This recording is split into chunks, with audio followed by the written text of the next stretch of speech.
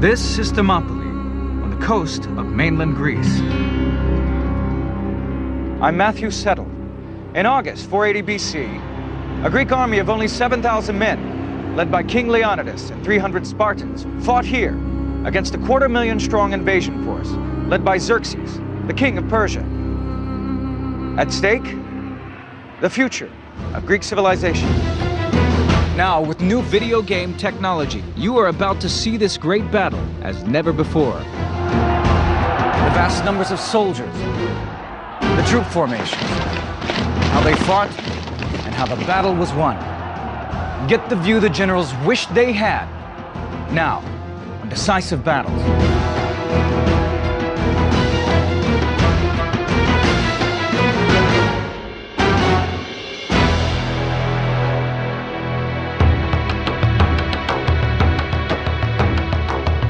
2,500 years ago, Greece was not a unified nation. It was a collection of independent city-states like Athens, Corinth, and Sparta, each with their own laws and systems of government. The Greeks lived under the shadow of the mighty Persian Empire, which stretched from present-day countries like Turkey, through northern Egypt, Israel, Iran and Iraq, to Afghanistan and northern India. 2/3 of the known world. But even this was not enough for the Persian king Xerxes. He wanted to expand into Europe. Greece was the gateway. 10 years earlier, his father Darius had been defeated by the Greeks at Marathon. Xerxes was determined not to suffer the same fate. He gathered a huge army from all corners of his empire. 250,000 men set out for Greece. Xerxes' expeditionary force to try to conquer mainland Greece was the mother of all expeditionary forces. Nothing like this had really been attempted before in the history of ancient warfare. In 480 BC, Xerxes crossed the Hellespont and moved his army down through northern Greece, while the Persian fleet sailed along the coast. City after city fell. Xerxes was a pretty fierce sort of guy. He wouldn't stop at anything to achieve his aims. But Xerxes' goal was Athens. The Greeks had to stop him at all costs, and they had to do it here at Thermopylae. Otherwise, he would have a clear run to Athens.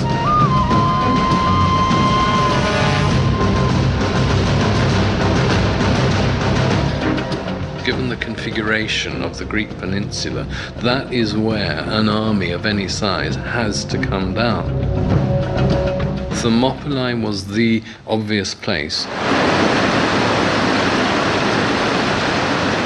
The Greek name Thermopylae means hot gates. The place was famous for its hot springs. With high rugged mountains on both sides, the narrow pass was easily defensible. But it was also the gateway to Greece. But 2,000 years of sea and wind have eroded the battle site away. This is what it looked like in 480 BC. The Greeks sent an army of 7,000 men to hold the pass. They were joined by 300 soldiers from the city of Sparta. It is impossible to imagine a city more unlike Athens than Sparta. For Spartan society was at the opposite pole from Athenian society. Athenians were very open. The society was wide open to anyone who wanted to come there, and they would share everything with us, whereas the Spartans was a very closed society. Spartans were educated to be soldiers, nothing else. From the age of 7, all Spartan boys trained for war. The army was their life. Even when married, the Spartan men had to live in barracks. They couldn't take up any other trade. They couldn't deal in business or commerce. All ordinary work was done by slaves. Sparta was a small town. It had no more than 9,000 peers, full Spartan citizens at any one time. So this army everybody knew everybody else. If you were standing in formation, your brother might be over there, a couple of ranks behind. Your father might be over here. Your cousins would be over there. They provided the leadership, they provided the spearhead, they provided the backbone. In every respect, their presence was what made Thermopylae what it was. The 300 Spartans that marched to Thermopylae were led by Leonidas, the king of Sparta. He wasn't optimistic about his chances against Xerxes. For one thing, he had set out during a Spartan religious festival. This was thought to bring bad luck. Also, the Greeks had received bad news from the oracle here at Delphi. The priestess predicted that a Spartan king would have to die before victory was won.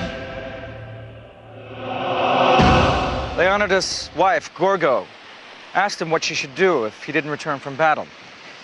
To which he replied, "Marry a good man, have children."